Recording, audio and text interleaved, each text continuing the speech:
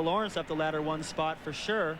The way he rode in the heat race, he might be able to pick up a couple of more spots. But, you know, interesting, in the heat races, I mentioned that McGrath's a lot faster than everybody. His heat race elapsed time was 7 seconds faster than Emig's. In an 8-lap race, that's about a second a lap. So if he gets the whole shot, it could be all over. The light brown eyes of Jeremy McGrath as he peers over his shoulder. Skip Norfolk is mechanic. And the fireworks go off. Was this planned? It must be. Well, you got number 1 and 2 right next to each other. There could be some more fireworks in this main event. I don't know about you. Well, with the narrow track and with more power the 250s have over the 125s, do you suspect there'll be a lot more bar banging? I think so. There's a lot of guys that want to win this last race of the season, finish off the season good. Of course, Jeremy would like to cap it off with win number 14. That may never be broken, even by himself. So it's going to be good. The start's really going to tell the story, though. Focused.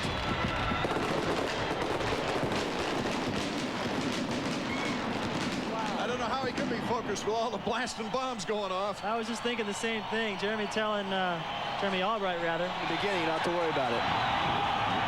Good luck, my man. Be number 2. We need number 2. Win number 2, that is.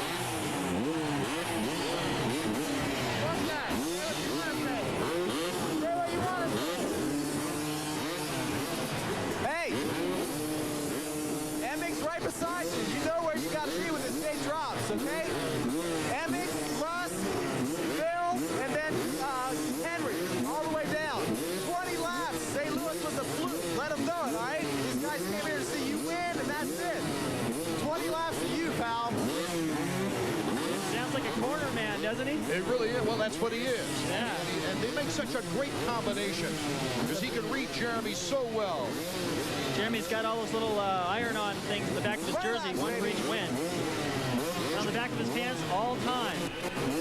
30-second board is up. Jeremy still taping that knee, still a little twinge in it.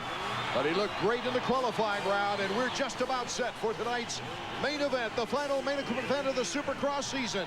Just about set to get underway. Jeremy shaking out those arms. Doug Henry right there in the closest to you on your screen, all the way on the inside. That's where the whole shot came in the 125 class.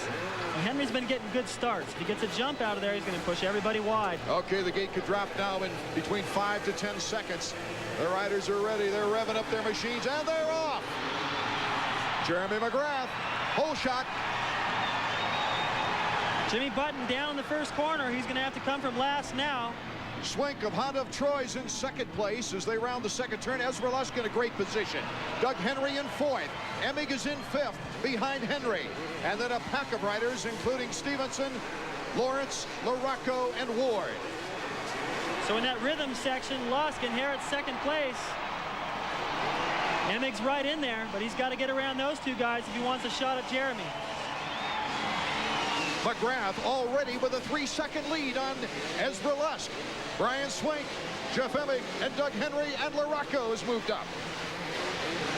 Skip Norfolk with goggles on down in the Dusty Mechanics area. These guys are prepared. They're ready for anything. Here comes Swink making a move on Ezra Lusk in second place. Number 23, Brian Swink. Came off a fine outdoor performance at Glen Helen, but Ezra holds him off. Look at the lead McGrath has already in the first lap. This guy's just amazing. I mean, there's really not been anything to hold up Ezra Lusk. He hasn't had anybody blocking him, and already he's about 4 seconds down now, as best I can tell. Ezra's going to play it smart, though. He still has a shot at 3rd in the series. And that is miraculous, considering his start on the season. A 16th, a 10th, and a 15th. All he's got to do is finish ahead of LaRocco, I think, Art, and he's going to pick up 3rd in the series. So, or a 10th place position to get enough points. It's looking good right now. I don't even see where LaRocco is yet. Emig just gets through that end zone whoop section. He's not really making any time on these guys yet. That might be an interesting Team Suzuki battle coming down toward the end of the race. Ezra Lusk in second place, number 34, Brian Swink in 3rd. Here's Jeremy McGrath way out in front already. He got the shot that Skip Norfolk asked him to get. That was the whole shot. Doug Henry now just behind Emig, starting to come on strong. McGrath with a 5-second lead over the yellow bike, number 34, Ezra Lusk. And Ezra starting to pull a little bit on Brian Swink. McGrath, Lusk, Swink, Emig, Henry, your order in the top 5 in the Suzuki Field Summary. Now that Lusk has got that little bit of breathing room, he's going to go after Jeremy. That's all he cares about. He wants to win the last race of the season.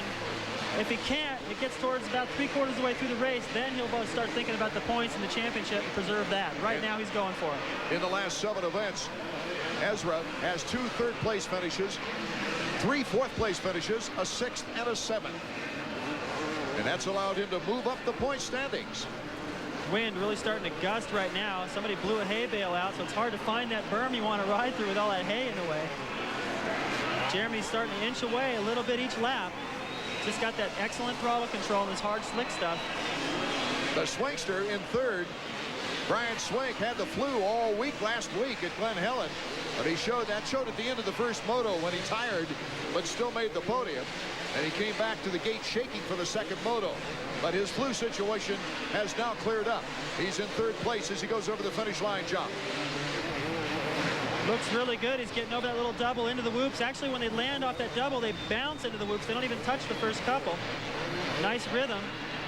Should be a good finish for Brian if he can stay here, and it looks like he can. Look at what he's jumping there. He's doing something a little different than everybody else. I only saw Jeremy do that in practice. He's making up a lot of time on Lusk. If he's close enough for next lap, he'll pass him there. He's got a 5-second lead on Emig. As we look at the battle behind Emig, Henry and Larry Ward. You see Henry when he does that triple jump, his feet come completely up off the pegs. A lot of guys do that. They come completely loose from the motorcycle. And to the amateurs, you're like, whoa, what happened there? But these guys ride so relaxed, they can afford to get away with stuff like that. Well, Henry truly improved. He got back on the Supercross circuit in the Atlanta race. That was the first race he was able to participate in coming off the injured list. And here comes Larry Ward on the outside. Ward just not quite the momentum to get through there to get the break at the corner. Well, at the moment, it looks like Larry's a little quicker. And look, there's that jump. He jumped from that plateau all the way over the other jump into the corner. I think he might come out ahead in this exchange. No, not quite. Oh, that's interesting strategy, taking the inside or the outside. Do you have enough momentum to get by the inside rider? Right now, Lawrence isn't close enough to him, so he can afford to take a little chance and hope it pays off. If Henry was to make a little mistake, he would make the pass. McGrath is your leader, 6 seconds on Ezra Lusk. As Swinkster starts to appear to close in. We've got the battle, though, behind Emig. Larry Ward makes the pass, and let's go down to Marty Reed. Well, we're down here with Pete Steinbrecher. Your man just got past for position, but he's riding pretty strong. Yeah, he's just trying to do his best till he gets stronger, and Doug seems to be doing that every race. As far as his physical condition, where would you put him as far as where he's at? Doug's at about a top 10 rider, and if he can finish in the under the top 10, that's quite an achievement. Hey, I'll tell you what, guys, take a look at these goggles. You like the attire? It's the only thing that keeps the dust from blinding you. It's really getting wicked down here. We're feeling a little bit up here, too. Doug Henry, number 15, has felt that he reached a plateau. He had higher expectations, and down. That certainly wasn't in the book, and it's right in front of the mechanics area, his own mechanic, helping him there. Just got offline coming through that whoop section. We saw that happen a little earlier. If you lean in there, because you're kind of making a left as you exit the whoops to that finish line jump, you start leaning in, that back end slides wide, and you aim right up to the left. Right here, he'd already crashed through the hay bales into the mechanics there, almost ran over his mechanic, Pete. Those guys were lucky that he fell into the hay bales there. He got a little protection from him. And here's our leader, Jeremy McGrath. No problems through the whoop section. Nice timing. Gasses it off the back side of that finish line jump, over the double, floating through the whoops. The guy's perfect. I could follow him around for an hour and try to find a mistake, and he just won't. Emig was able to beat him in St. Louis, but if he comes back here, that's yeah, he'll prove to what Skip was saying, that was just a fluke. I don't know if Emig likes that. I got to hand it to Emig. He rode strong, but and I got to hand it to LaRocco too. It was almost a team effort. Way out in front, Jeremy McGrath in our final Supercross of the year from Denver, Colorado, and we'll be back in a moment. Welcome back to Denver. Jeremy McGrath, our leader. Ezra Lusk in second. Swink, Emig, and Ward. And that's where the battles are really taking place right now. Well, Larry Ward, it seemed like there for a bit was starting to make some time on Emig, but Emick's starting to pull away again. Larry Ward's actually getting a little pressure from Phil Lawrence. Lawrence is still there hounding him. Emick is, man, I'll bet you he wanted to win this race. He looked so good in the heat race, coming out of St. Louis, wanting to prove, no, that was not a fluke. I deserved it. And I didn't get the start he wanted. If he'd have gotten the whole shot, things would be a little different, but he didn't, so. Morocco in 10th position, so Ezra Lusk has a very good chance of moving up that ladder to 3rd in the points. Whoa, and you just saw Emick there. The same thing that's been happening to a lot of guys. That's what happened to Doug Henry. But fortunately for Emick, he was a little closer to the end of that section, was able to hang on to it. There's Larry Ward. Close enough. There's Lawrence, too. Larry Ward looking over there. Oh, man, you're still there? Get away from me. Lawrence having to avoid a plastic wrapper that smacked up into his face there. As you see all kinds of debris flying through the air on this wind-stricken track here at Mile High Stadium. Larry Ward and Phil Lawrence, number 13. Phil Lawrence is a good story, David Bailey. Well, I'm really impressed. He started off the season so strong with a 2nd place in Orlando. Then a 6th place, the next one in Minnesota. And he looked good for a while. Then he kind of dropped off the pace for a little bit. Had some bad luck, went down and got involved with some tangle-ups in the first lap, having to come from behind. But he's finishing off the season strong again. I got to wonder what would happen if he was on a factory bike, because the one he's riding is it's good. I don't want to say that he's not riding anything that's good, but the Great Western team has done a fine job to give him a good bike and put him in contention to maybe even get 3rd in the series, but still not up to par with what Emick and everybody else has got. Well, it's no secret he doesn't have those graphite factory parts and those special parts. Makes a big difference. Let's get down to Larry. Let's get down to Marty. Hey, your man's in a real battle out there. Yeah, he's on the gas right now. Hopefully he can keep focused on Emick and keep on going forward. There's a couple of places where he's starting to slow down a little bit, but hopefully we'll be able to pick it back up and end up getting Emick. If he pulls this off, he'll never shave again. Albertine, a hole in the radiator. More bad luck for the Team Suzuki rider, Greg Albertine. Yeah, I don't know. Rejoin the action here. Larry Ward, you see, number 6. Here's our leader, Jeremy McGrath, as Ward was in the far part of the picture as McGrath just breezes along. McGrath is we're on a different side of the stadium as Larry Ward right now. Just a huge lead. Look back behind him. You can't see anybody. Lusk is, he's not losing a lot of time, but a second a lap adds up quick when you're 7-8 laps into the race. You know, you'd think Jeremy McGrath coming into this race, David Bailey, with a 127-point lead on Emick, you'd think winning this many races in one season, it would be the largest margin of victory in the history of Supercross, but it actually isn't. 1975. Yeah, Jim Ellis in the Supercross series on the 250. They had a 500 class back then. As we take a look at the Honda stopwatch, beat Marty Smith, who was a Team Honda rider, by 202 points. The point schedule, yeah, it was a little different back then, and Jim Ellis's dad now drives the Kawasaki rig. Oh, Honda Troy rider went into the hay bale.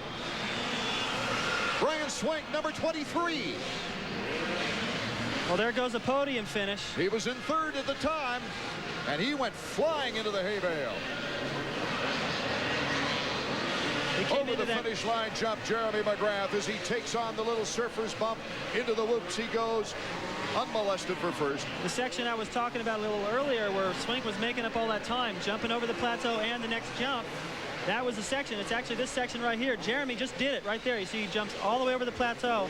48-second lap time for Jeremy, quite a bit faster than the 125s. Jimmy Button just left the race with the clutch lever broken. That section, though, these guys are just getting ready to enter it as well. Watch Larry Ward.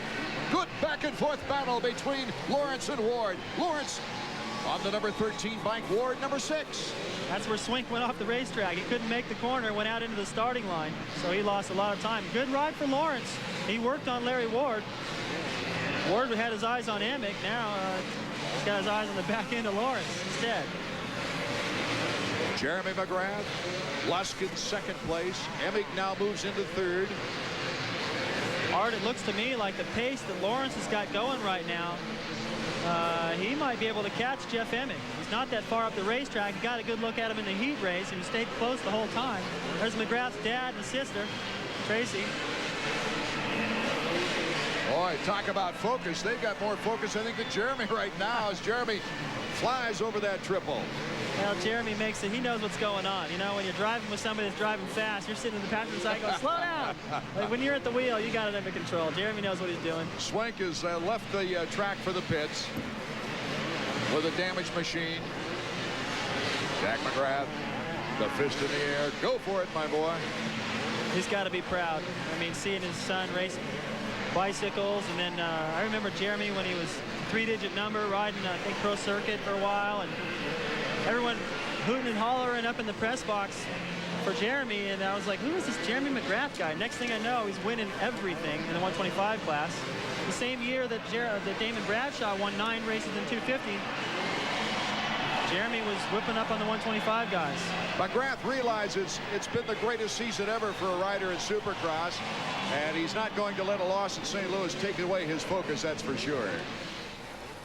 Actually, a little bit shorter, maybe a little bit narrow than what we're used to. So I think that's just going to put more emphasis on the start. You know, you're going to have to get a good start, get a whole shot, and try and lead the thing from the beginning, because I think getting by riders is going to be tough. Yeah, a lot of bar banging out there for sure. Now, getting by the riders is no problem in this race at all, as that bite was intended to be earlier in the race, I'm sure, because he got the whole shot. He got a big lead in the first lap, and he is cruising right now as Skip Norfolk, his mechanic, looks on. Here's Ezra Lusk. Ezra currently in second place, and this could be one of his finest finishes in Supercross history for this young man, and he needs it. His contract is up. Well, this is good leverage for him coming off the season, winding up in 3rd place in the series. His best finish in the 250 at the end of the season. He's got to be happy. 2 laps left in the race. Lee Collum, Ezra Lusk, temporary mechanic, and he's done a whale of a job substituting for Ed Longacre. As we take a look at the Suzuki field summary, McGrath way out in front, Lusk, Emig in 3rd, but Lawrence might have a chance maybe with 2 laps.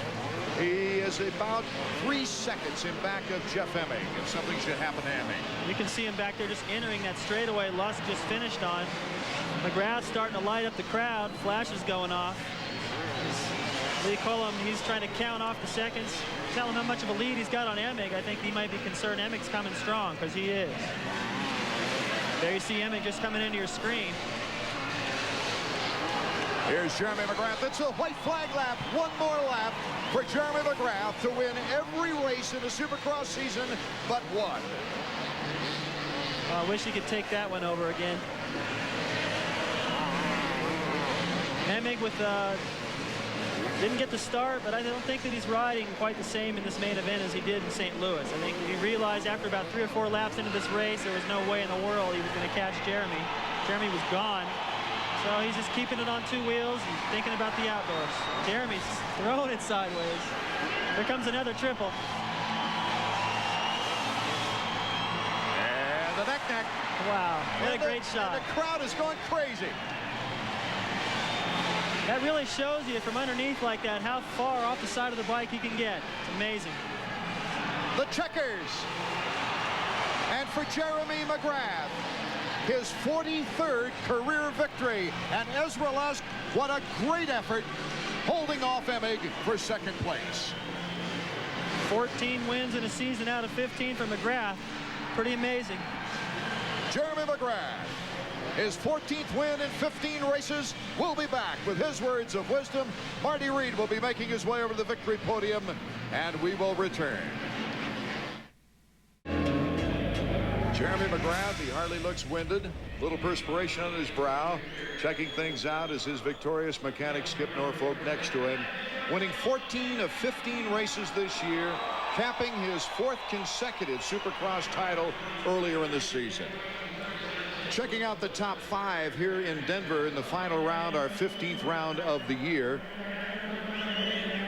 Jeremy McGrath, Ezra Lusk, a very important race for Ezra Lusk. Emig almost got him there at the end in 3rd. Let's go down to Marty Reed. Yeah, very happy, Ezra Lusk. Congratulations, a great run, and that clinches 3rd place in the final standings for the year. Yeah, I don't think that's too bad for finishing lap 14th, 15th, 16th in a DNF at the beginning of the year. It's really good. I feel great. I want to thank everybody that supported me when I was down last year. You know, everybody back home, my parents for sticking behind me, my girlfriend back home for sticking behind me, and just everyone. Good Lord Jesus Christ for keeping me safe. AXO for staying with me. I just got to thank all these people, you know, Suzuki, they did it for me, and if it wasn't for them, then last year, you know, I'd be done. But all those guys, they just stuck behind me, and you know, it takes a real good person to push someone like that, and they did it, and I just can't thank them enough. Well, congratulations and a great ride. We're going to swing on over here. We've got both first and third place as well. They're trading notes already on how the race went. What a start, what a finish. 14 out of 15, probably a record that, well, can you even break it? Well, there's only you can't find out till next year, I guess. I'd like to think I can beat it, but man, I gotta be the luckiest guy in the world. You know, Honda gives me 100% effort, and my family, my friends, and especially my mechanics, Skip Norfolk, and you know, it's just great to have a crew like we got. You know, every week we come out 100% in full force, and if I do my job, then most likely I'll be up here. What was the secret tonight? I mean, you came firing off the line, and you just stretched the lead all night long. Well, you know, I mean, as the season rolled on, you know, from all the wins, and the pressure built up. You know, it's not something I can feel until I end up losing the race, but tonight was just like the first race of a new series, and I felt excellent. So relaxed out there, and everything was perfect. Well, it's nice to know that you're human. Congratulations. It was a great year. Thanks for taking us along for the ride. Hey, thanks a lot, man. I'd like to thank all the fans out there for sticking with us, you know, and especially Pace Motorsports, and all you guys for sticking with us. Well, there he is, Jeremy McGrath, your champion again, 4 times in a row. And let's swing over to the man who's going to finish second in the points, third tonight in the race, Jeff Emig. I guess the black didn't quite do as much what you wanted it to. Well, no, you know, but they did a great job, you know, with Kawasaki motorcycles and Bridgestone tires.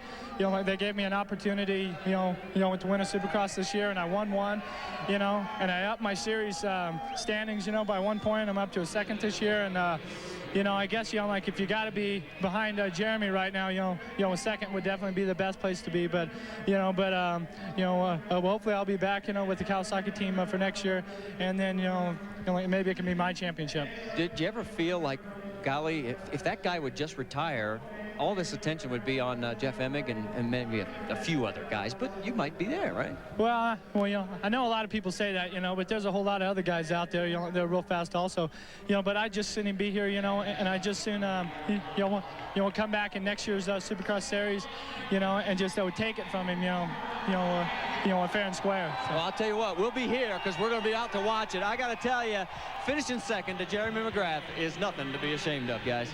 Absolutely, that's for sure. We'd also like to thank the AMA for the great support they've lent us all season long. Getting together with the promoters Pace and SRO was one of the best things that's happened to this sport, and certainly led to a great points fund and a tremendous season. All the sponsors for our television and the promoters who banded together all season long. There's been a lot of encouraging signs, David, that have made this 1996 year a banner year in Supercross. I think one of them that sometimes we overlook was the number of independent teams that we saw bringing more opportunities to the young riders to compete in Supercross. That's right, that second tier level, the factory teams, the independent teams, the Team Extreme, also the Honda of Troy, all these guys showing up with the big semis, painted up nice, the Great Western team, which Phil Lawrence, the privateer, second place at a couple of events, and yeah, it was very encouraging, and a lot of money at stake, $100,000 points fund, and that's going to be divvied up during the postseason barbecue, and those guys will be down there collecting checks. It led to unprecedented success at the gates and television ratings as well. We'd love to thank you fans, and we'll do that a little bit later too in better style, as we've got Skip Norfolk on the phone with Marty downstairs. Hello? Yeah, we've got a connection. Hey, we got to talk to you. I mean, after all, you're the man that made all these wrenches turn, and this thing's putting out some nice heat right now. It got cold out here, that wind whipping up. Congratulations on a great year, Skip. Well, thanks. You know, I can't say I've done it all without myself. I mean, there's guys back at Honda that put in just as much effort into this motorcycle as I do and Jeremy does. Tom Job, machinist back at Honda, and that guy's incredible. He can weld Jello. I mean, he's that good. He'll do anything, he'll make anything. Between him and Cliff White and Brad, our parts guy, I mean, it's a solid team effort. I mean, if it wasn't for the guys back in the shop doing their job, I couldn't do my job, and Jeremy couldn't do his job. It's a big team effort. You think you can duplicate this? I mean, is there pressure to go that one step further and get all of them? Well, you know, I gave him a big hug after St. Louis and said, hey, next year can be better. And, you know, you got to look forward and try to go better than you've done in the past, but boy, I tell you, this season's going to be pretty dang hard to beat. I don't know if it's possible. I think that's one guy that has the ability to make it better than this year, but man, I don't know. You know the staggering statistic, guys, on this? He has now won, with this guy's help and everybody on the team, 72% of his Supercross starts. That's phenomenal. The celebration continues with Jeremy McGrath and Emig and Ezra Lusk down below us. The sport certainly does have now a nationally renowned hero, and that took it to a new level, of course. I think also, too, the 2-hour live-to-tape coverage on ESPN2. As we travel the country over, the fans coming up and saying thanks to us. We'd like to thank the fans for their smiles, their comments of encouragement, their feedback, of course, their ratings, and their griping to the cable companies to make sure to get ESPN2. Oh, it's a pleasure to bring it all to you. The camera work has been phenomenal, and it's just been an incredible season to watch it unfold, to see Jeremy winning 14 races out of 15. That's amazing. I never would have thought that at the beginning of the season. You know, some of the privateers sneaking up in there, Ryan Hughes and Damon Huffman, the rookies moving into the 250 class, unfortunately out with injuries now, but you can see that in the future they're going to be very tough. Next year promises to be a very exciting year, tougher for Jeremy, I think. Okay, before we take a look at the final point standings, the unofficial standings, let's get back to Marty Reed now. Well, guys, I got to tell you, down here with two very happy mechanics. They share the pride tonight of Ezra Lusk getting into 3rd place in the final standings. The 2nd place one, Lee Collum on my left, and Ed Longacre. You weren't supposed to be down here tonight. I saw you running around giving signals and everything. He broke his right hand. He hasn't learned how to carry a tool chest yet. No, I hurt myself in Hangtown National a couple of weeks ago. I've been lucky enough to have 2 good mechanics, Tony Berluti, Lee McCollum, filling in for Ezra while I'm on the mend. And he's just doing the rest. All I can say is I'm really happy tonight. We had a game plan. We went out there, and he gave me more than I could ever ask for tonight.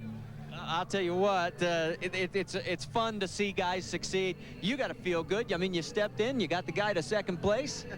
Yeah, I feel real good about it. Turned out really good. We came here with, like Ed said, with a plan, and everything went just like we wanted, and it worked out great. You know, I'm just, like Ed said, I'm just filling in, so everything went fine and turned out great.